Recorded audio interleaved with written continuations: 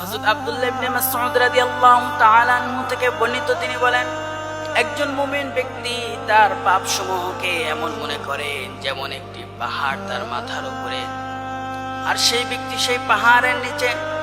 এমন মনে করে তার গুনাহকে, তার পাপসমূহকে একজন ব্যক্তি, মুমিন ব্যক্তি এমন মনে করে।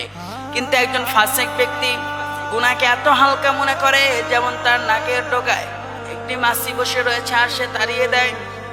ঠিক এমন ভাবে সাধারণ মানুষ, ফাসিক ব্যক্তি যারা গুনাহ করতে করতে শেষ হয়ে গেছে, তারা এমন হালকা মনে করে।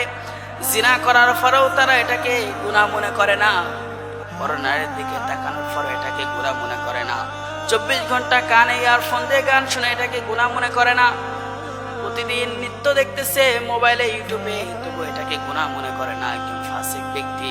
কিন্তু একজন মুমিন ব্যক্তি প্রতিটা কাজকে আল্লাহ রাব্বুল আলামিন যেভাবে বলেছেন সেইভাবে পালন করার চেষ্টা করেন।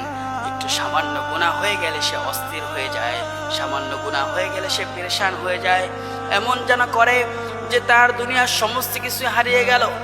একজন মুমিন ব্যক্তি তার গুনাহকে এত ভারী মনে করে।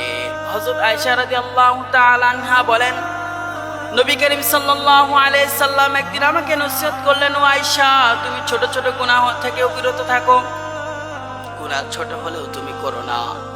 অর্থাৎ কম গুনাহ থেকেও হযরত আয়েশা রাদিয়াল্লাহু তাআলা আনহাকে রাসূল করিম সাল্লাল্লাহু আলাইহি সাল্লাম বিরত থাকতে বলেছেন। রাসূল করিম সাল্লাল্লাহু আলাইহি সাল্লাম নসিহত করেছেন। সুতরাং একজন মুমিন ব্যক্তি যে পরিমাণ তার গুনাহকে ভারী মনে করে, হালকা মনে করে না, কিন্তু ফাসিক ব্যক্তি প্রতিটা মুহূর্তে গুনাহ করেও তার গুনাহকে হালকা মনে করে।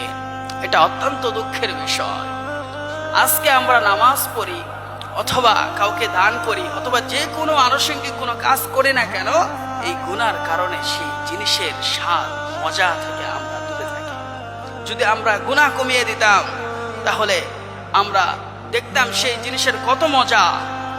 দেখবেন, আপনি নিজেই খেয়াল করবেন, রমজান মাসে কোনো ব্যক্তি যখন নামাজ পড়ে, তারাবি পড়ে, সারাদিন রোজা রাখার পরে, সে গুনাহ থেকে বিরত থাকার পরে যখন সামান্য ইফতার করে, তার দিলে আলাদা একটা প্রশান্তি আসে।